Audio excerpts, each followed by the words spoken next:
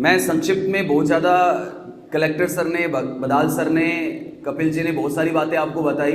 मैं इनसे डिफरेंट कुछ बातें बताऊंगा, मेरे बैकग्राउंड के बारे में बताऊंगा और शायद आप मेरे बैकग्राउंड से कुछ चीज़ें कोरिलेट कर पाएंगे।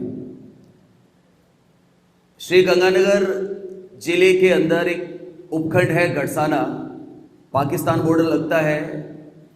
2004-05 में किसान आंदोलन की वजह से काफ़ी फेमस हुआ गड़साना, वहाँ से मैं बिलोंग करता हूँ।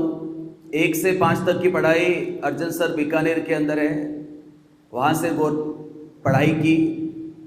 उसके बाद में गांव के अंदर इतना पढ़ाई का नहीं था तो ननियाल वाले मुझे गड़साना ले आए, तो 6 से 10 तक प्राइवेट स्कूल में पढ़ाई की। एक औसतन विद्यार्थी था। सबसे पहले 7th क्लास तक मैं बहुत एक भूस्कोल विद्यार्थी बोल सकते हैं, बहुत ही डफोल संघ का विद्यार्थी था। हर क्लास में कोई भी टीचर आता, सुनता, डंडे परेड करके चला जाता, मुर्गा बना लेता, ये सिचुएशन थी। सबसे ज़्यादा पहला जो क्लिक किया, पुश मिला 8th क्लास के अंदर। 8th क्लास बोर्ड थी हमारे। एक क्लास के अंदर एसएसटी के टीचर ने सरेआम भरी सभा के अंदर, पूरी क्लास के अंदर ये कहा कि अनिल तू तो फेल होगा। ये रियल है, मैं कुछ भी ऐड नहीं करूँगा, जो रियलिटी मेरे साथ हुई है वो मैं बताऊँगा आपको, कहाँ से मोटिवेशन मिलता है और क्या चीज़ें कैसे जुड़ती है। टीचर ने कहा कि तू फेल होगा और तेरा अच्छा स्कोर नहीं है। वो चीज़ मेरे दिमाग में क्लिक कर गई, मेरे आत्मसम्मान को बड़ी ठेस लगी। उस समय फील हुआ कि इंसल्ट क्या होती है। उससे पहले कुछ ऐसा फील नहीं होता था। उस समय लगा कि यार भरी सभा में इतनी क्लास में मेरी इंसल्ट हुई है, इंसल्ट हुई है तो मैं इस इंसल्ट का बदला ऐसा नहीं दे सकता सर आपने ये कैसे कहा। उस समय मेरे दिमाग में हार्मोन्स में, डीएनए में, आरएनए में बात चल गई कि मेरे को अपने आप को सिद्ध करना है। बस ये मैंने उस समय ठान लिया था। मेरे अंतर मन में, अंतरात्मा में एक ही चीज चल रही थी, मैं अपने आप को प्रूव करूंगा। और डियर स्टूडेंट्स, उसके बाद में मैंने खूब मेहनत की। 8th क्लास की बात है ये, और पूरे डिवीजन के अंदर गड़साना डिवीजन में मेरी फर्स्ट रैंक आई। 92% में मेरिट होल्डर था 8th क्लास के अंदर। उस 8th क्लास में मैंने देख लिया था कि मेरी राइटिंग बहुत खराब थी। 7th तक मेरे को पता था कि बोर्ड क्लासेस में क्रैक करना है, अच्छी राइटिंग होनी चाहिए, लेखन शैली अच्छी होनी चाहिए। उस पर मैंने काम किया। उसके बाद में मेरे को एक मोटिवेशन मिल गया, मेरे को पैटर्न पता चला। उसके बाद 10th क्लास में मैं मेरिट होल्डर विद्यार्थी रहा, मेरे 89% थे। राजस्थान के अंदर मेरिट थी मेरी।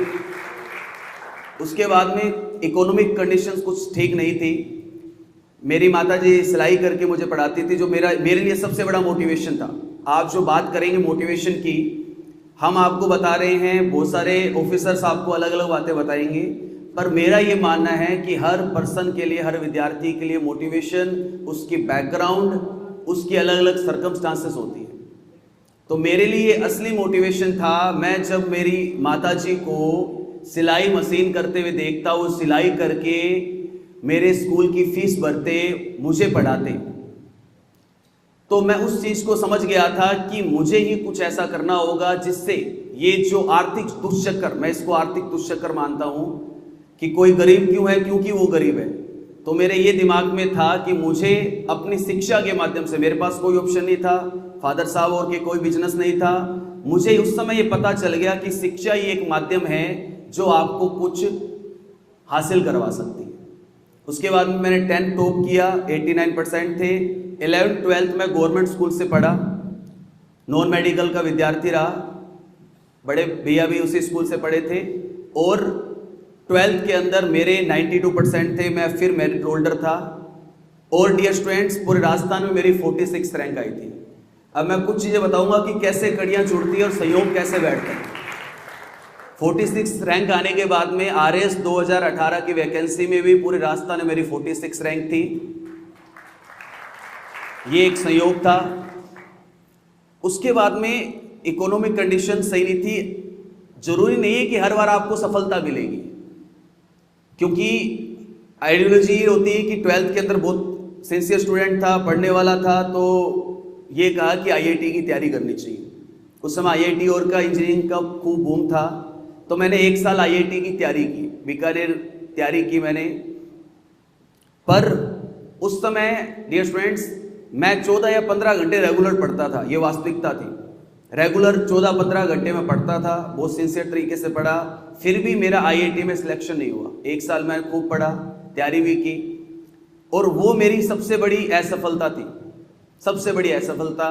मुझे असफलता मिली, मैं हताश भी हुआ, क्योंकि जब आप मेहनत करते हैं, इतनी सिंसियरिटी के साथ में, डिसिप्लिन तरीके से मेहनत करते हैं और आप असफल हो जाते हैं, तो मैं इस चीज़ को ही एक्सेप्ट नहीं कर पाया एक मंथ तक कि मैं असफल क्यों हुआ। पर जो होता है वो बहुत अच्छा होता है। उसके बाद में आर्थिक स्थिति सही नहीं थी, तो मैंने पढ़ाना स्टार्ट कर दिया। 12th के जस्ट बाद ही मैंने पढ़ाना स्टार्ट किया। 2013 के अंदर लैब असिस्टेंट की भर्ती आई हुई थी सरकारी स्कूल के अंदर, लैब असिस्टेंट जो प्रैक्टिकल करवाते हैं। 2013 में मेरा लैब असिस्टेंट के पद पे चयन हुआ, और सहयोग ये था, ईश्वर ने आपके लिए बहुत अच्छा सोच रखा होता है। जिस स्कूल से मैंने 11th-12th पास किया, जिस घरसाना के गवर्नमेंट स्कूल से पढ़ा, जिन टीचर से मैं पढ़ा, उसी स्कूल में मैं लैब असिस्टेंट के रूप में 2013 में पदस्थापित हो गया। और मेरी ज्वाइनिंग भी 2 अक्टूबर की थी, गांधी जी का आगमन हो गया, एक मोरल सपोर्ट मिल गया, और मेरे लिए वो एक बहुत बड़ा सपोर्ट था। आर्थिक स्थिति सही नहीं थी, एक सपोर्ट मुझे मिला। उसके बाद में तब तक आरएस का, सिविल सर्विस का कुछ दिमाग में नहीं था, पता ही नहीं था कि आरएस क्या होता है, क्या चीज़ होती है। फिर क्योंकि एजुकेशन डिपार्टमेंट में आने पर ऐसा परिवेश होता है, वहाँ पर सब शिक्षाविद होते हैं, पढ़े लिखे लोग होते हैं। मुझे नॉलेज नहीं था, पर यह था मैं बहुत ज़्यादा मेहनती था और बहुत सिंसियर तरीके से स्मार्ट स्टडी करता था। तो मुझे मोटिवेशन मिला।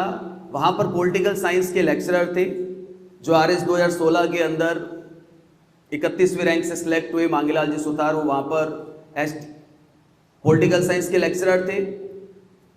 मैं उनको पढ़ते हुए देखता। मैंने उन सर से पूछा कि सर आप कौन कौन सी बुक्स पढ़ते हो, क्या क्या पढ़ते हो, मुझे बताओ। तो जो सर बुक्स पढ़ते उनको मैंने भी स्टार्ट कर दिया, और आरएस को मैंने जॉब लगने के बाद में टारगेट कर लिया, और मैंने अपना एक सपना बना लिया था कि मैं आरएस बनूंगा, मुझे आरएस बनना है और मैं आरएस बन जाऊंगा। और ये मैंने ठान ली थी, और तब से मैंने आरएस बनने के लिए आरएस को जिया। मैंने एक ही सपना रखा, आईएएस का भी सपना नहीं रखा। मैंने ये रखा कि मैं आरएस एग्जाम क्रैक करूंगा, ये मैंने ठान लिया था। और उसके बाद में मेरे को क्या क्या करना है वो मैं आसपास की सोसाइटी से पूछता, तो उसके अकॉर्डिंग मैंने, गवर्नमेंट जॉब थी तो रेगुलर स्टडी नहीं कर सकते थे। वर्धमान महावीर खुला विश्वविद्यालय कोटा से मैंने बीए किया। मैथ्स में बहुत मैं एक्स्ट्रा ऑर्डिनरी था, और स्कूल में मैथ्स भी पढ़ाता था मैं, तो मैंने बीए मैथ्स में किया। वर्धमान महावीर खुला विश्वविद्यालय यूनिवर्सिटी मेरी 2nd रैंक थी। उसके साथ में ही मैंने एमए हिस्ट्री किया महाराजा गंगा सिंह विश्वविद्यालय से। पॉलिटिकल साइंस में एमए किया, पैरेलल प्राइवेट, गोल्ड मेडलिस्ट रहा मैं। एमए मैथ्स किया, एमए पब्लिक एडमिनिस्ट्रेशन किया, ये डिग्रियां साथ में चलती रही। अब मैं आपको बताऊंगा कि मुझे यहाँ तक आने में सबसे ज़्यादा बेनिफिट क्या मिला, और आपके अधिकांशतः प्रश्न सोल्व हो जाएंगे कि हमें क्या पढ़ना चाहिए। स्कूल में आने के बाद में मैंने प्रिंसिपल सर को ये कहा कि सर मैं साइंस बैकग्राउंड का विद्यार्थी हूँ, साइंस की लगभग चीज़ें मेरी क्लियर है, केमिस्ट्री, फिजिक्स, मैथमेटिक्स, जो सिविल सर्विस का एग्ज़ाम है वो मैं कर लूँगा। लैब असिस्टेंट के रूप में मुझे प्रैक्टिकल करवाना होता है तो बहुत ज़्यादा नहीं होता। आप एक काम करना कि जो भी क्लासेस वैकेंट हो 6 से 12 तक, चाहे वो राजस्थान अध्ययन की हो, चाहे पॉलिटिकल साइंस की हो, चाहे हिस्ट्री की हो, वो पीठ मुझे देना। और मैंने लाइब्रेरी के अंदर 6 से 12 तक की जितनी भी बुकें हैं, उसके बाहर कुछ भी नहीं है। जो बुक लिस्ट की बात आप करेंगे तो 6 से 12 की जो बुकें हैं, सिलेबस के अकॉर्डिंग आप डिसाइड कर लें। साइंस के अंदर 6 से 12 तक की बुकें, टॉपिक के अकॉर्डिंग आप उनसे पढ़ें। सिविल सर्विस के अंदर 4 पिलर जो होते हैं, 4 सब्जेक्ट जो सबसे ज़्यादा कोर सब्जेक्ट होते हैं, जिनको पिलर बोलते हैं, 4 core pillar, geography, history, political science और इकोनॉमिक्स। ये 4 कोर सब्जेक्ट हैं जो हर सिविल सर्विस एग्जाम में आपको पढ़ने पड़ेंगे। तो इसके लिए मैंने वहाँ से प्लेटफॉर्म तैयार करना स्टार्ट कर दिया। एनसीईआरटी की बुकें, आरबीएससी की बुक मैंने वहाँ से पढ़ना स्टार्ट किया। और खुद के नोट्स। अब बीच में एक प्रश्न चल रहा था कि कौन सी कोचिंग के नोट्स पढ़े, कैसे पढ़े, सबका अपना अलग अलग कॉन्सेप्ट हो सकता है। सिलेक्शन, नोट्स पढ़ने वाले लाखों की संख्या में होंगे, पर सिलेक्शन आरएएस के अंदर आप देखेंगे कि 1000 का होता है और टॉप रैंकर्स में आप 100 जो होते हैं उनको टॉप रैंक पे अच्छी पोस्ट मिल पाती है। इसके लिए डिफरेंस ये करना है कि आपको बाकियों से डिफरेंट कैसे बनना है। तो आप अपने खुद के नोट्स बनाए, मेरा ये मानना है, बाकी हो सकता है अलग अलग सबके कॉन्सेप्ट हो।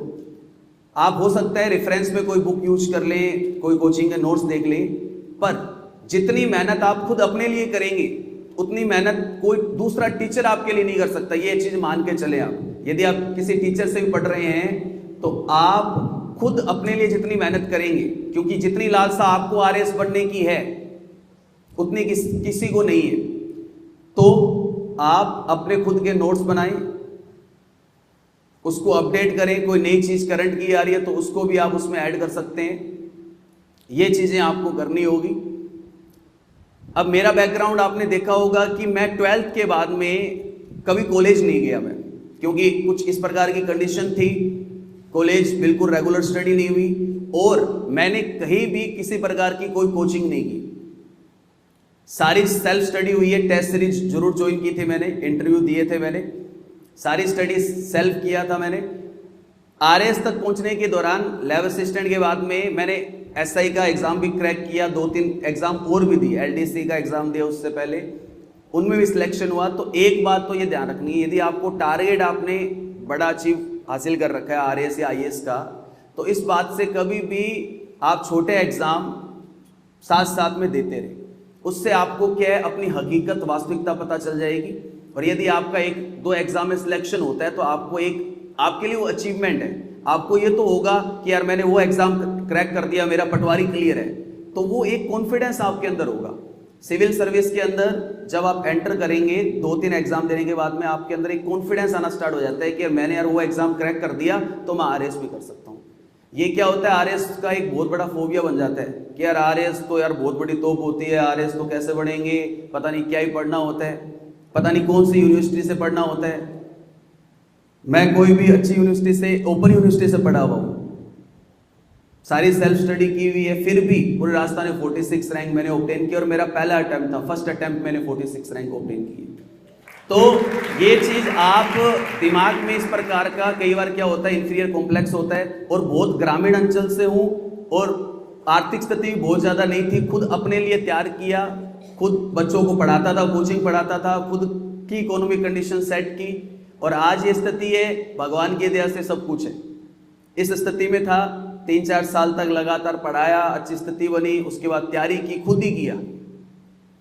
क्योंकि मेरे अंदर सबसे बड़ा मोटिवेशन क्या था, क्योंकि मेरे को मेरी माताजी की जो सिलाई करती हुई मशीन जो है वो दिखती थी हमेशा, और मेरे दिमाग में सबसे बड़ा मोटिवेशन वो था कि मेरी परिवार की स्थिति जो है वो ठीक नहीं है, और अनिल तेरे पास शिक्षा एक ऐसा माध्यम है, उस माध्यम से, और ईश्वर ने तुम्हें ये माध्यम दिया है, तुम 8th में टॉप किया है, 10th में टॉप किया है, एक ठीक ठाक बौद्धिक स्तर है आपका, तो तू इस आर्थिक दुष्चक्र को तोड़ सकता है और अपने परिवार के लिए कुछ कर सकता है।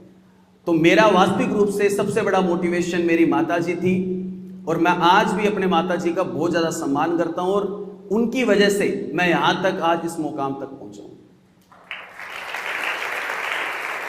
तो इसी तरह हर विद्यार्थी का अपना अपना अलग मोटिवेशन होता है। मैं तो यही कहूंगा कि ग्रामीण अंचल के जितने भी विद्यार्थी हैं वो अपने परिवार की स्थिति को देखें कि आपके माता पिता आपके लिए कितनी मेहनत कर रहे हैं। जब आप उनकी मेहनत को समझ जाएंगे तब आप ऑटोमेटिक मेहनत करेंगे। साइंस का विद्यार्थी हूं तो मैं साइंस का एक कॉन्सेप्ट आपको बताता हूं। रामचरितमानस के अंदर भी एक बहुत अच्छी बात लिखी है तुलसीदास जी ने, जाकी रही भावना जैसी प्रभु मूरत फल देई उन तैसी। इंसान जैसा सोचता है वैसा ही उसको मिलने लग जाता है।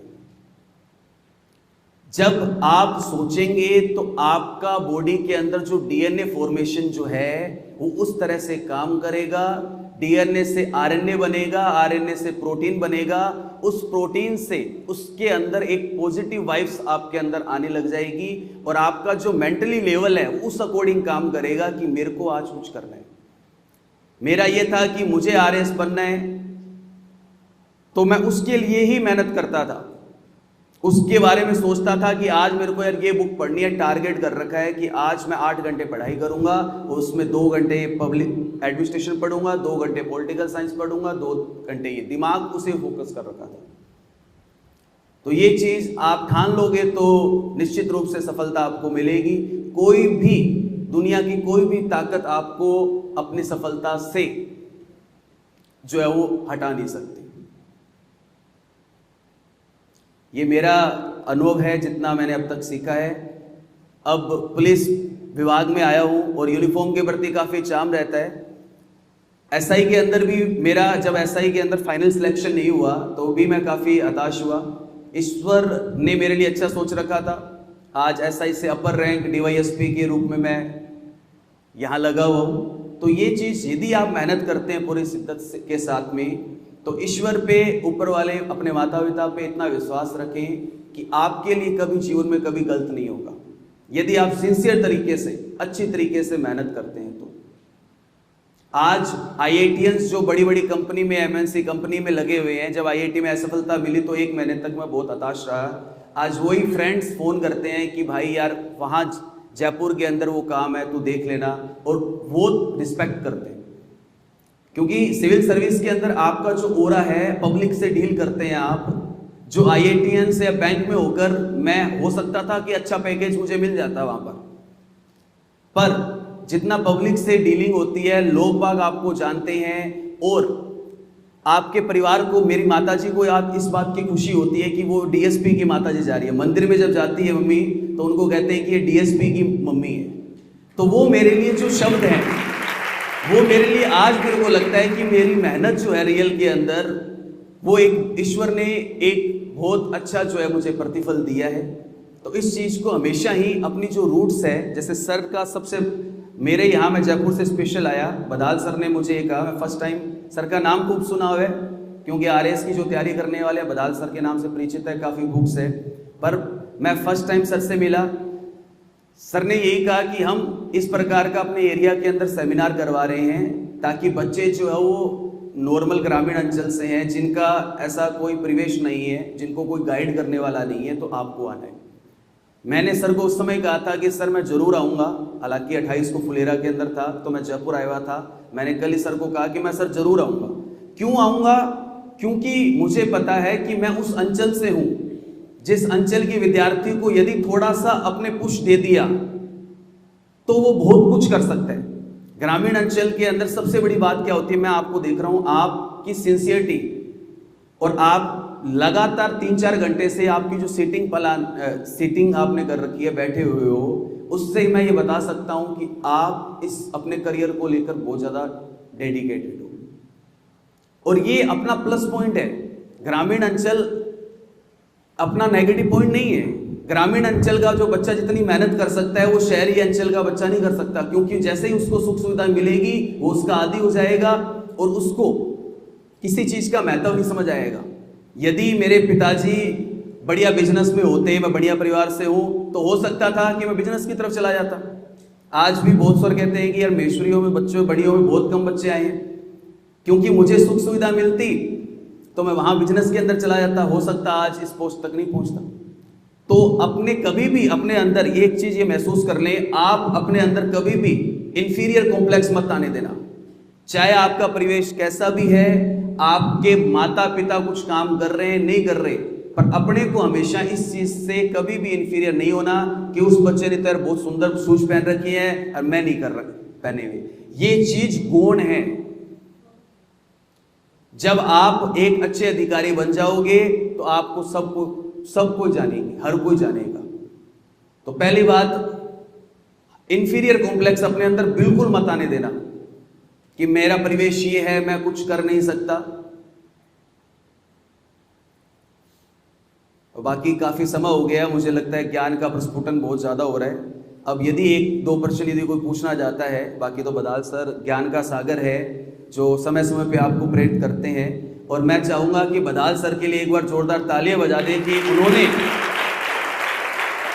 इतना अच्छा परिवेश सेमिनार के रूप में, कलेक्टर सर एक मंच पर अधिकारियों को व्यस्तम समय से यहाँ तक लाना केवल साध्य क्या है कि इस क्षेत्र के, इस अंचल के बच्चे, क्योंकि सर ने भी इस चीज को बहुत करीबी से फेस किया है, इस चीज को वही समझ सकता है। मैं इस चीज को क्यों समझ सकता हूं कि मैंने ये परिवेश जिया हुआ है। गड़साना एक अंचल था, बहुत ग्रामीण अंचल था, और मैं जब भी जाता हूं, जैसे सर की अप्रोच है, आरएएस का रिजल्ट आया, मैंने भी आरएएस के रिजल्ट के बाद में स्पेशली मेरे बैच के 10-15 आरएएस सिलेक्ट हुए थे, मैंने उनको रिक्वेस्ट की थी कि आपको हमारे गड़साना क्षेत्र में आना है, सारा प्रोग्राम मैं करूंगा वहां पर, आपको बच्चों को, उस क्षेत्र के बच्चों को मोटिवेट करना है। तो रिजल्ट के जस्ट बाद में मैंने स्पेशली कॉलेज और स्कूल के जितने भी बच्चे थे उनको बुलाकर व्यापार मंडल में एक स्पेशल सेमिनार करवाया था।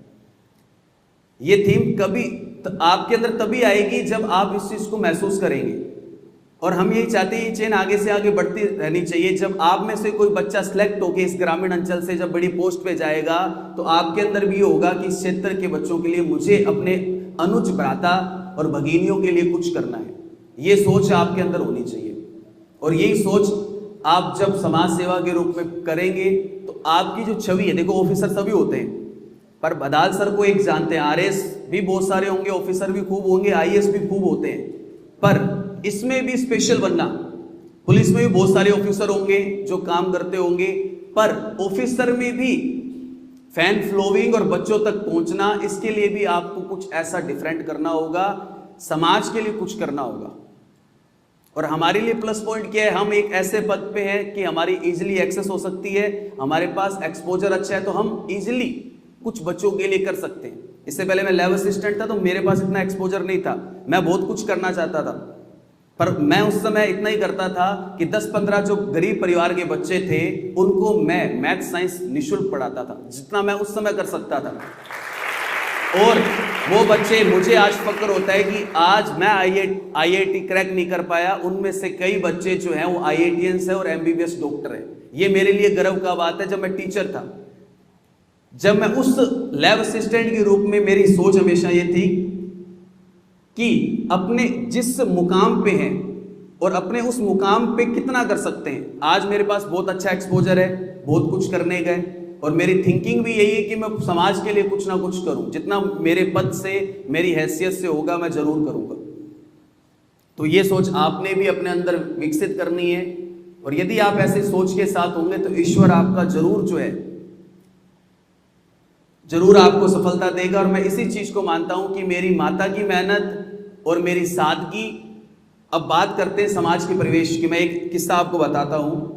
आरएएस, क्योंकि मेरी मेहनत और मेरे माताजी की मेहनत से सब परिचित थे। जब आरएएस का मेंस का रिजल्ट आया तो किसी सज्जन व्यक्ति ने, मेरे माताजी के बहुत ज़्यादा करीब थे, मेरे करीब थे, उन्होंने फेसबुक पे एक पोस्ट कर दी आरएएस बनने की।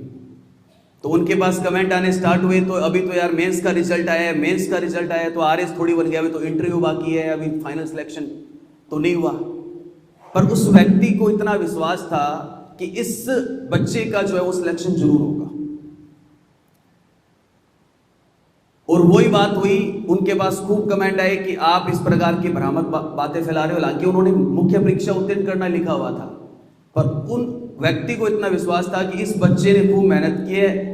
हाँ, इस बात का नहीं डिसाइड कर सकते कि आरएएस बनेगा कि आरपीएस बनेगा कि तहसीलदार बनेगा कि कौन सी सर्विस में जाएगा, इस चीज का किसी को कोई पता नहीं होता ये, परंतु उनको ये था कि इसको जरूर कोई ना कोई पोस्ट मिलेगी। और वो 23 जुलाई की बात जब रिजल्ट आया आरपीएससी से, पूरे राजस्थान मेरी 46 रैंक थी, और वही व्यक्ति सबसे पहले उन्होंने मेरा मुंह मीठा करवाया, और उन्होंने मेरे को यह कहा कि अनिल, मुझे तुझ पे पूरा विश्वास था। उस समय मुझे खूब लोगों ने कहा, और मैंने उस समय लोगों को कहा कि मेहनत करने वालों की कभी हार नहीं होती।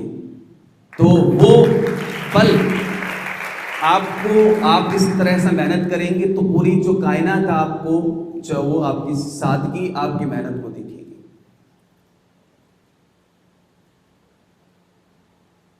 अब आप में से कोई प्रश्न पूछना चाहता है किसी प्रकार का शॉर्ट में, फिर चीज़ों को कंपाइल करके फिनिश करते हैं, क्योंकि काफ़ी टाइम हो गया और ज्ञान का कोई अंत नहीं होता। और मोटिवेशन फिर मैं बताता हूँ कि जो हम मोटिवेशन दे रहे हैं एक दूध के उफान की तरह है। जब आप उस स्टोव को तेज करेंगे तो एक बार दूध खूब उफान भरेगा।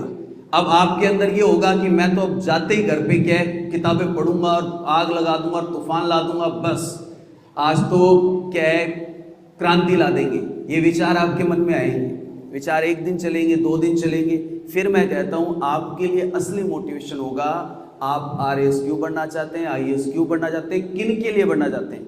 मैं मेरी माता जी के लिए बनना चाहता था, क्योंकि मैंने महसूस कर लिया, ये दिमाग में फितूर चढ़ा लिया कि मेरी माता जी ने इतनी संघर्ष करके सिलाई मशीन करके मुझे पढ़ाया, तो मैं तो इसको तोड़ूंगा। ये फितूर जिस दिन आपके अंदर चढ़ गया ना, उस दिन आप क्रांति भी लाएंगे, आग भी लगा देंगे और अपना भविष्य भी बना देंगे।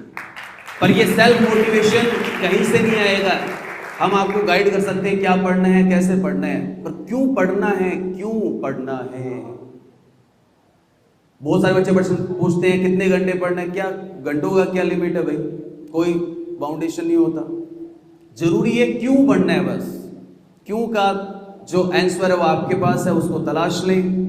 वो हर बच्चे का अलग अलग होगा। मेरा ये था क्यों, मैंने आपको एक पब्लिकली बता दिया, कुछ नहीं बताते। मेरा जो क्यों था वो ये था। अब आप अपने क्यों को खोजें और उस क्यों से ही आपको मोटिवेशन मिलेगा। असली जो मोटिवेशन है, जो निरंतर आपके लिए काम करेगा, वो वही मोटिवेशन है।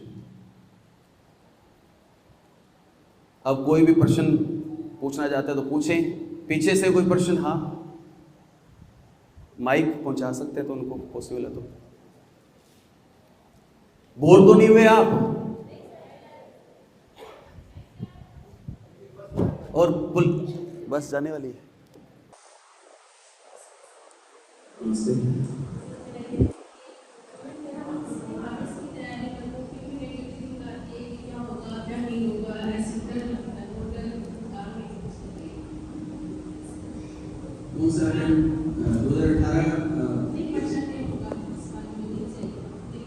डर किस बात का लग रहा है?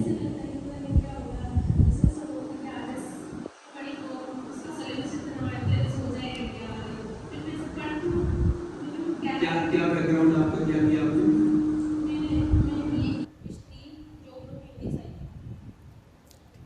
अब मैं तो इतना ही कह सकता हूँ कि मेरा जैसा ग्रामीण अंचल का विद्यार्थी जब कभी कॉलेज नहीं गया और इतनी अच्छी रैंक मैंने हासिल कर ली, तो ये चीज़ तो ये भ्रांतियाँ और इस तरह भ्रामक बातें जो सोसाइटी में फैलाएंगे लोग, क्योंकि उनसे तो कुछ हुआ नहीं, वो आपको डिमोटिवेट करेंगे। पर मैंने ये बता दिया ना, आप अपने क्यों का जवाब सोचें। मैं उनके लिए बढ़ना चाहता हूँ, दुनिया चाहे कुछ भी कहे, दुनिया का क्या है।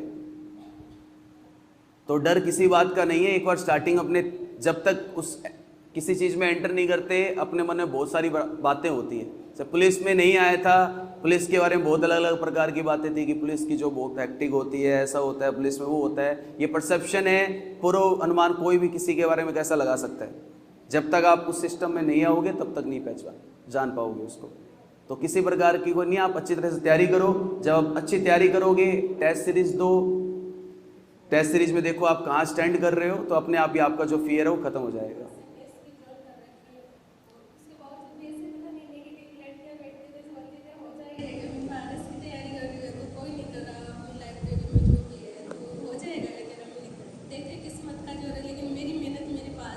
मैंने बताया ना, जब आप मेहनत करेंगे पूरी कायनात आपको जो है आपका प्रतिफल मिलेगा आपको उसका। इस बात को आप पक्का सोचें। SI के अंदर मैं नहीं हुआ, SI फाइनल मेरा सिलेक्शन नहीं हुआ, पर SI से अपर रैंक पे आज मैं DYSP हूँ। हो सकता है आपको 1-2 बार असफलता फेस करनी पड़े, कोई बड़ी बात नहीं है, पर अंततः आप मेहनत पूरे जी जान से करोगे तो सफलता मिलेगी। इस बात की मैं गारंटी दे सकता हूँ आपको। Okay, any question? और कोई प्रश्न पूछना चाहता है पीछे से? हाँ, माइक उन तक। पुलिस से रिलेटेड पूछ लो। वही मैं पुलिस की यूनिफॉर्म पहन गया हूँ। सर ने कहा है कि यूनिफॉर्म के प्रति चाम रहे, कि कम्युनिटी पुलिसिंग का दौर है और हमारे राजस्थान सरकार ने एक थीम भी चला रखी है, पुलिस विद्यार्थी संवाद। मैं बच्चों से स्पेशली जहाँ पे जाता हूँ मिलता हूँ उनसे। पुलिस से रिलेटेड हो तो भी एक आधे प्रश्न पूछ लेना। नमस्कार सर। हाँ नमस्कार। मैं श्री महावीर शिक्षण प्रशिक्षण विद्यालय किशनगढ़ रायबाग का DLED प्रथम वर्ष का छात्र अध्यापक हूँ। सर मेरा आपसे ये क्वेश्चन है कि हम कंपटीशन एग्जाम की तैयारी करते हैं, उसके बाद में हम आके आंसर की मिलाते हैं, अपने स्तर पर मिला देते हैं। उसमें सर ऑफिशियल आंसर की तो आपको भी पता है थोड़ा टाइम लगता है आने में, तो सर हम अपने स्तर पर मिलाते हैं और हमें लगभग कट ऑफ का पता ही होता है। तो सर यहाँ तो हम 5-10 नंबर से पीछे रह जाते हैं, यहाँ हमें पता होता है कि हम असफल होने वाले हैं। तो सर आगे के हम इम्प्रूव कैसे कर सकते हैं आगे? अभी कोई एग्जाम दिया आपने? किसके आंसर की मिलाई अभी आपने? सर वो मेरे पर्सनल है। चलो देखो, मैं मेरे बारे में बताऊं, मैंने जितने भी एग्ज़ाम दिए मैंने कभी भी अपने आंसर की खुद नहीं मिलाई, बहुत डर लगता है। मैं मेरे बड़े भाई साहब को कहता था कि आप इसकी ऑफिशियल आंसर की से की मिलाना, और पेपर होने के जस्ट बाद में कोचिंगों की, हर कोचिंग की अपने जो है वो आंसर की आती है, उनसे कभी भी मत मिलाना, क्योंकि वो कर्म हो चुका, आप कुछ नहीं कर सकते। OMR सीट में जो आपने गोले काले कर दिए उसको आप लाख कोशिश करके भी नहीं बदल सकते।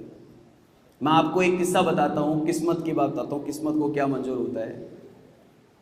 जियोग्राफी RS के अंदर, मेंस के अंदर जियोग्राफी का 2 नंबर का प्रश्न आया था, बड़ा दिलचस्प किस्सा है। पर्वतों का वर्गीकरण 11th NCERT से वो क्वेश्चन था, मुझे आज भी याद है और मैंने खूब उसको पढ़ा था और मुझे पेज नंबर तक याद था कि उस बुक से ये प्रश्न है। तो मैंने पर्वतों का वर्गीकरण अलग अलग प्रकार से, जियोग्राफी के कौन कौन से विद्यार्थी हैं यहाँ पर होंगे, थोड़ा चीज़ें, हाँ, तो पर्वतों का वर्गीकरण जियोग्राफी के अंदर जो है वो नॉर्मली 11th की बुक में है। वलित पर्वत, वंशोद पर्वत, अलग अलग पर्वत है। कालक्रम के अकॉर्डिंग भी अल्पेशियन, हर्षिनियन पर्वत इस तरह से वर्गीकरण किए। अब देखो किस्मत की बात है कि मैंने वो चारों पर्वत जो थे, अल्पाइन, हर्षिनियन, कार्डेनियन, वो सब लिखे, 2 नंबर का चारों लिख दिए। और लास्ट के जब पेपर का जब लास्ट 1 मिनट बचा, मेरा पता नहीं दिमाग में ऐसा क्या फितूर आया, मैंने कहा यार वो प्रश्न शायद वो पर्वत का वर्गीकरण वो नहीं पूछना चाह रहा, वो और कुछ पूछना चाह रहे हैं। तो मैं लास्ट के 2 मिनट में उसको कट किया और साइड में वलित पर्वत जो दूसरा वर्गीकरण था वो लिख दिया। वो 2 नंबर वहाँ मेरे क्रॉस लगाते ही, वो जियोग्राफी के 2 थे, वो 2 नंबर मेरे वहाँ पर कट हो गए। और यदि मेरा वहाँ पर क्रॉस नहीं लगाता तो मेरी 46 रैंक थी और मेरी 41 या 42 रैंक होती और मैं SDM बन जाता। RS के अंदर प्रॉपर जो फर्स्ट प्रेफरेंस थी RS थी। तो इस चीज़ को भी मान सकता हूं कि ईश्वर ने आपके लिए हो सकता है बहुत अच्छा सोचा हो, और मैंने उस चीज़ को कभी रिग्रेट नहीं किया। हालांकि मेरे दोस्त खूब बैचमेट करते थे और मैंने फिर RT के तहत कॉपियाँ मंगाई तो पता चला कि वो क्रॉस जो था उसने काम खराब किया। परंतु मैं इस चीज़ को भी पॉजिटिव मानता हूं कि ईश्वर, आज इस चीज़ को विश्वास रखना कि ईश्वर आपके लिए जो करेगा वो बहुत अच्छा करेगा। इवन NG कोटा जो अलग से कोटा मिलता है, 5 साल जॉब में रहा, 5.5 साल, तो NG कोटे में मेरी 10 दिन उम्र कम पड़ी। मेरा डेट ऑफ बर्थ 11 जनवरी था, यदि मेरा डेट ऑफ बर्थ 1 जनवरी होता तो उस कोटे से भी मैं SDM बनता। मात्र 10 दिन की वजह से, 10 दिन मेरी एज कम रही, 25 साल उम्र मांगी थी, मेरी 25 साल में 10 दिन उम्र कम थी। और मेरा यदि डेट ऑफ बर्थ 1 जनवरी होता तो मैं RS में हो जाता। तो इस चीज़ को हमेशा सोचना। मैंने अपना बेस्ट दिया, जितना मैं पढ़ सकता था मैंने दिया, मैंने इंटरव्यू पूरी शिद्दत के साथ, हर तैयारी अच्छी तरीके से की। अब ये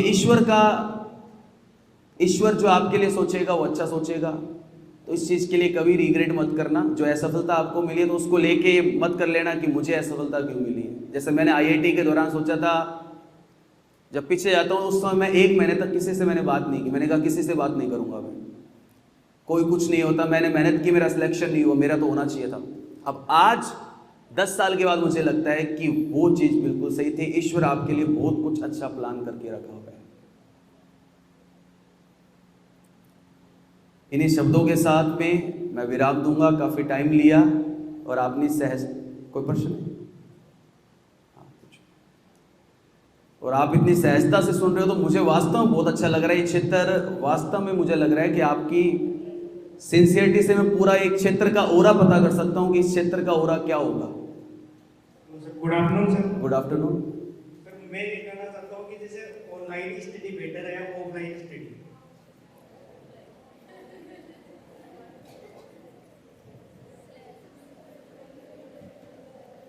वैसे तो इतना डिजिटल और टेक्निकल चीज़ें हो चुकी है। देखो, इसका मैं ये कह सकता हूँ, मैं पूरी तरह से ऑनलाइन स्टडी को भी इग्नोर नहीं कर सकता। इन दोनों के बीच में आपको एक समन्वय और संतुलन स्थापित करना है। जैसा मैं मेरा बताता हूँ, आरएस के अंदर या कोई भी टॉपिक टेक्नोलॉजी एक पर्टिकुलर एग्जांपल से समझाता हूँ आपको। उस एग्जांपल से आप बहुत समझ जाएंगे कैसे अपने को दोनों के बीच में सामंजस्य स्थापित करना है। ऑनलाइन भी कुछ हद तक जरूरी है और ऑफलाइन तो जरूरी है ही। जैसे बात करते हैं, साइंस के अंदर एक टॉपिक है नैनो टेक्नोलॉजी, एक एग्जांपल से आप समझेंगे। नैनो टेक्नोलॉजी टॉपिक है। नैनो टेक्नोलॉजी टॉपिक जो है वो आपको एक दो रेफरेंस बुक में, अरिहंत की बुक है, लुसेंट की बुक है, जो स्टैंडर्ड बुकें हैं उनमें आपको मिल जाएगा। फर्स्ट टाइम आप जब पढ़ेंगे तो आपको लगेगा कि यार ये नैनो क्या होता है, टेक्नोलॉजी क्या होता है, चीज़ें थोड़ी बहुत आपको समझ विकसित होगी। पर उसी टॉपिक को आप यदि एक अच्छे यूट्यूब चैनल पे या ऑनलाइन चीज़ को देख लेते हैं तो आपकी कॉन्सेप्ट की क्लियरिटी और अच्छी हो जाएगी। तो आपका क्या हो गया, वैल्यू एडिशन हो गया, आपके कॉन्सेप्ट क्लियर हो गए। तो मैं ये सजेस्ट करूंगा कि ऑनलाइन भी आप जो कुछ कंटेंट अच्छे हैं उनको आप देखें, ऑफलाइन बुक्स को रेफर करें, अच्छे बुक को, फिर उन दोनों के हाइब्रिड से अपने खुद के नोट्स तैयार कर लें। से मैंने हर चीज़ के आरएस के अंदर हर टॉपिक के नोट्स तैयार कर रखे हैं।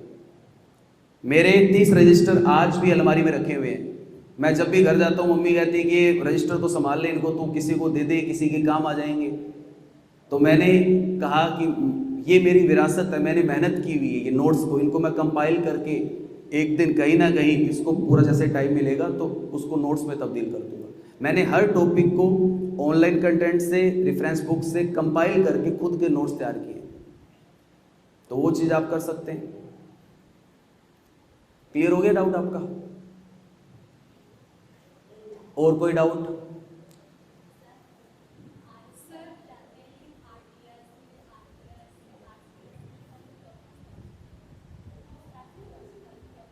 देखो, इसके बारे में तो बदाल सर मैंने बताया कि ज्ञान का सागर है। पूरे डिटेल में आपको अलग अलग सर्विस होती है आरएस के अंदर, आरएस और सबऑर्डिनेट सर्विस होती है। अपने मोस्टली एसडीएम, डीएसपी, तहसीलदार, इनका नाम सुनते हैं। आरएस के अंदर, अलाइड के अंदर भी बहुत सारी पोस्टें निकलती है। जब उनकी नोटिफिकेशन निकलता है, जैसे डीटीओ, ट्रांसपोर्ट डिपार्टमेंट में डीटीओ की पोस्ट होती है, पंचायत समिति में बीडीओ की पोस्ट होती है।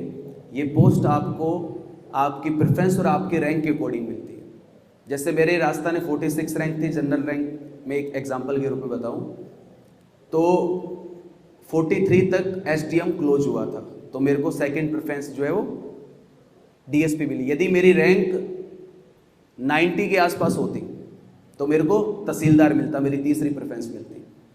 तो आपको और नंबर कैसे जोड़ेंगे, पर्टिकुलर आरएस की बात बता रहा हूँ। आरएस में मेंस जो है वो 800 नंबर का होता है, 200 नंबर के 4 पेपर होते हैं। पेपर वही है, कुछ ज़्यादा गणित नहीं है, 6 से 12 की किताबें हैं। यदि आप उनको पढ़ लेते हैं, मेरे से लिखा लेना, आपका सिलेक्शन पक्का है। कोई भी और अच्छी रैंक पे सिलेक्शन होगा आपका। 800 नंबर का वो है और इंटरव्यू 100 मार्क्स का है, 900 का टोटल रहता है। और 900 में से यदि आप 50% भी ऑब्टेन कर लेते हैं, 450 नंबर, तो आप टॉप 10 में है, ये मान के चलो। टॉप 100 में तो पक्का ही आ जाएंगे आप। 800 में से इस बार कट ऑफ भी 310-12 के आसपास गई है, और जब मैंने दिया था 343 गई थी।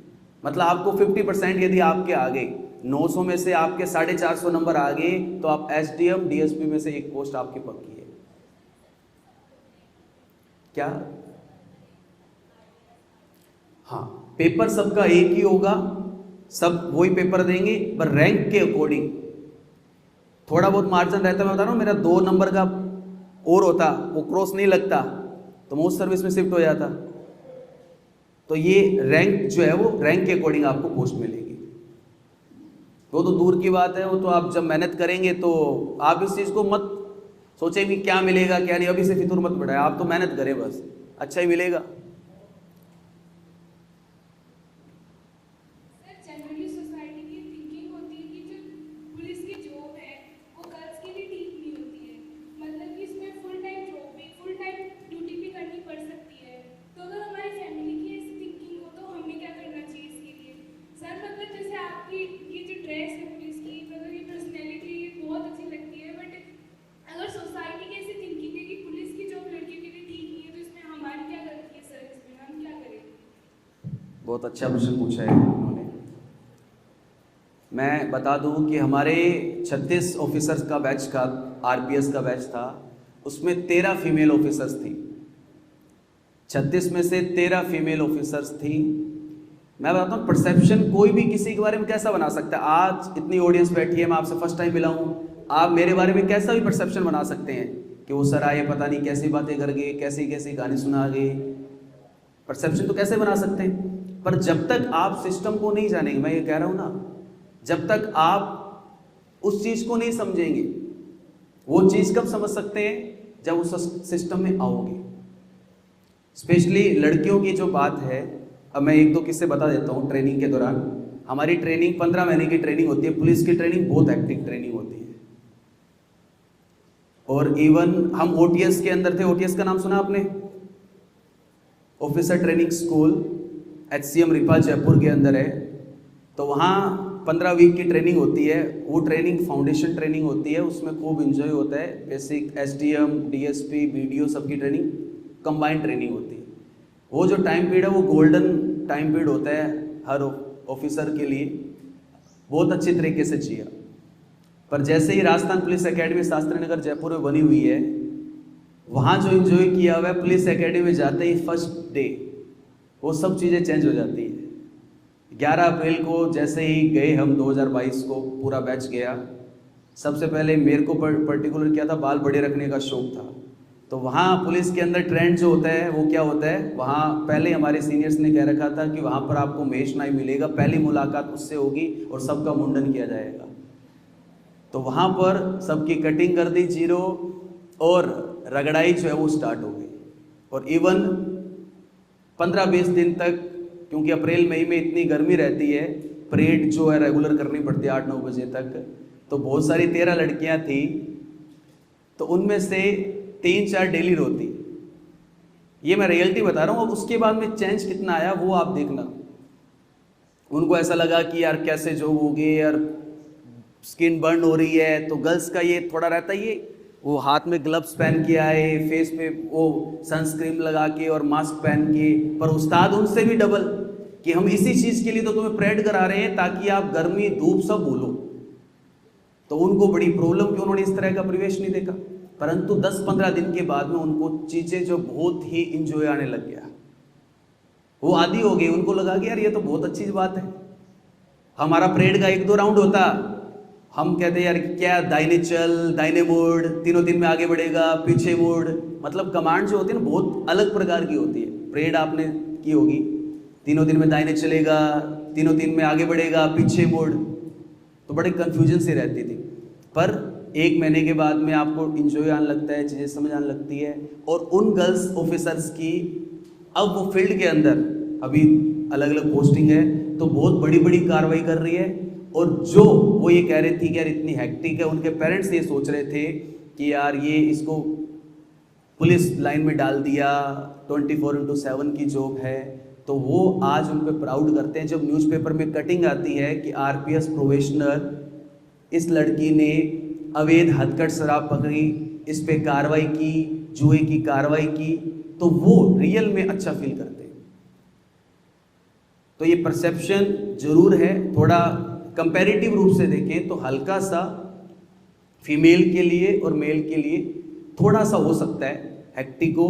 परंतु जब जैसे ही आप यूनिफॉर्म पहनेंगे ना, तो आपके अंदर एक अलग करंट आता है। मैं सिविल घूमता रहता हूँ, और जैसे ही यूनिफॉर्म पहनता हूँ तो एक अलग सा करंट जो है 5 एम्पियर का, 10 एम्पियर का आना स्टार्ट हो जाता है। अलग सा जोश आता है, अब तो यार कुछ भी कर सकता हूँ मैं तो यार रियल में। और यही जब चेंज करते हैं, सिविल में आते हैं, तो नज़रिया भी चेंज होता है। यदि मैं ये सिविल में आता तो आपका अलग कॉन्सेप्ट होता, और यही मैं यूनिफॉर्म में आया हूँ तो एक जो पब्लिक का जो है यूनिफॉर्म के प्रति चाव है वो अलग रहता है। यूनिफॉर्म को आपको जीना पड़ेगा। और मैं कहता हूं कि पुलिस जो है, हमारे गुरुजी ने मेरे को ये बताई थी बात, पुलिस जो है सबसे ज़्यादा इंस्टेंट रिलीफ दे सकता है। इस बात को एक्सेप्ट करें कि जितना त्वरित राहत पुलिस दे सकती है। आप देखो कोई भी एक्सीडेंट होगा, मौके पर सबसे पहले कौन पूछेगी? पुलिस। ऐसा कोई भी इंसिडेंट हुआ, जैसे मैं एक किस्सा आपको हल्का सा किस्सा बताता हूँ। अभी अचरोल चंदवाजी के अंदर डबल मर्डर केस हुआ था। 6 बच्चे थे और मैं एक मैसेज भी आपको दूंगा उस केस स्टडी से। 6 बच्चे थे, वर्ध दंपति थी, 80 साल का बुजुर्ग था, 85 साल का बुजुर्ग था और उसकी वाइफ थी 80 साल की। हरिजन समाज से थे और नॉर्मल कबाड़ी का काम करके अपना सरवाइव करते थे। कैसे न कैसे करके आसपास के जो बच्चे थे उनको ये पता चला कि इन दंपति के पास क्या रुपए हैं, तो अपने रुपए चोरी करके लाएंगे। उनको पता नहीं ये कैसे भनक लगी कि इनके पास 6-7 लाख रुपए हैं, अपने जाएंगे और चोरी करके आ जाएंगे। उसमें से जो मास्टरमाइंड बच्चा था वो 17 साल का था और बाकी 5 बच्चे थे 20 साल के थे, इसी उम्र के। अब कैसे किस तरह से वो आरोप की अपराध की दुनिया में आए। 6 बच्चे आए और 6 बच्चों ने चोरी करने के पर्पज से प्लानिंग की। पार्क में लगातार 15-20 दिन रेकी करते, प्लानिंग करके नाइट में गए 12-1 बजे, बूढ़ा बूढ़ी सोए हुए थे, तो उनको गला घोट के मार दिया और चोरी करके 30,000 रुपये 35,000 रुपये उनको मिले। और रात को 2 बजे उन्होंने आपस में 4-5 हज़ार रुपये आपस में बांट लिए। अब बच्चे वही उसी उम्र के हैं जिसमें मास्टरमाइंड था, वो तो क्या था 17 साल का था, नाबालिग, 18 साल की उम्र नहीं थी। और उन बच्चों को ये भी पता था कि बूढ़ा बूढ़ी को मारेंगे तो हाथ में फिंगरप्रिंट आ जाएंगे, तो ग्लव्स पहन के जाना है। इतने मास्टरमाइंड वो सोच थी उनकी। वो 17-20 साल के बच्चे जो अपराध की दुनिया में चले गए, कारण क्या वो जन्म से ऐसे थे? क्यों ऐसा उन्होंने किया बताओ आप। मैंने पर्टिकुलर पूरी रात उनसे इंटेरोगेशन किया, उनकी मेंटलिटी को, उनकी साइकोलॉजी को जानने का प्रयास किया। मैंने कहा बच्चे किस तरह से सोच रहे हैं। सबसे बड़ा फाल्टर मैं उनके परिजन को देता हूं, उन्होंने अपने बच्चों को कभी संभाला नहीं। उसमें से मोस्टली एडिक्ट थे ड्रग्स के, ड्रिंक करते थे, नशे की दुनिया में चले गए थे। उनको यह था कि नशे के लिए रुपए चाहिए, कुछ ना कुछ करना है। तो जितने भी यहाँ पर परिजन बैठे हुए हैं, आप टाइम टू टाइम अपने बच्चों के साथ में उनको फ्रेंडली एक एनवायरनमेंट दें, अनावश्यक लोड आप उन पर मत डालें, उनसे बात करें आप एक फ्रेंड की भांति, जो मैंने उस केस स्टडी से सीखा। दूसरा, वो 6 के 6 बच्चे स्टडी से बहुत कटे हुए थे। यदि मैं मानता हूँ कि वो एजुकेशन में होते, स्कूल जाते, किसी टीचर के संपर्क में होते, तो उनकी ये गलत संगत नहीं पड़ती, वो ये अटेम्प्ट नहीं करते। और उन बच्चों को इतना पश्चाताप हो रहा है, वो जब उनको पकड़ के लाए तो वो फूट फूट के रो रहे थे, क्योंकि उस समय उनका विनाशकाली विपरीत बुद्धि, उनको कुछ भी समझ नहीं था हम क्या कर रहे हैं। उनका ऑब्जेक्टिव था कि रुपए चोरी करेंगे, बांट लेंगे, दारू पिएंगे, नशा करेंगे। तो ये चीजें हर परिजन अपने बच्चों से संपर्क में रहें, अनावश्यक दबाव मत करें। ये 1-2 चीजें आपको ध्यान रखनी है। और नशे जो है, हमने भी एक अभियान चला रखा है और मेरी एक सबसे बड़ी जो थीम थी, मैंने 3-4 कार्रवाई नशे पर स्पेशली की। नशा यदि आपके आसपास में कोई भी कर रहा है किसी भी प्रकार का, तो आप उसको जिस समय नशा कर रहा है उसी समय टोक दें। आप उसको उसी समय आप टोकें और बिल्कुल इस चीज से दूर रहें। दूसरा, सोशल मीडिया, यदि आप इस सिविल सर्विस में और एक करियर में अपना अच्छा पद हासिल करना चाहते हैं, तो सोशल मीडिया के जितने भी फेसबुक, इंस्टाग्राम, इन सब से आप दूर रहें। मैं तो स्पेशली दूर रहा था। मेरा फिक्स कॉन्सेप्ट था, मैं जब पढ़ता था मोबाइल स्विच ऑफ होता था 5-6 घंटे, क्योंकि मेरा टारगेट जो RS बनना, उससे बड़ा कुछ नहीं है मेरे लिए। जब मैं स्कूल जाता था 10 से 4 में, तो उस समय ऑन करता था। उसके बाद में कोई काम होता, मुझे एजुकेशन BLO लगा रखा था चुनाव ड्यूटी के दौरान, तो उस समय जो काम होता था, उसके बाद मैं जब पढ़ता था उस समय पूरी शिद्दत के साथ, एकाग्रता के साथ मोबाइल स्विच ऑफ करके पढ़ता था। तो ये 1-2 चीज़ें आपको करनी चाहिए, सफलता आपको मिल जाएगी। और कोई प्रश्न? काफ़ी हो गया, मुझे लगता है कि माइक आने के बाद में क्या है, ये रहता ही है, पता नहीं चलता किस तरह से, क्यों बातें आती रहती, बातों का कोई अंत नहीं है। और फिर से मैं किशनगढ़ रेनवाल के क्षेत्रवासी हैं और स्पेशली बदाल सर का बहुत बहुत हृदय से आभार व्यक्त करता हूँ कि सर ने अपने एफर्ट्स के, अपने पद के लाइजन से जो इस क्षेत्र के लिए कर सकते हैं वो सर कर रहे हैं और आगे भी करेंगे। तो मैं चाहूँगा एक बार सर के लिए जो है वो जोरदार तालियां आप करें।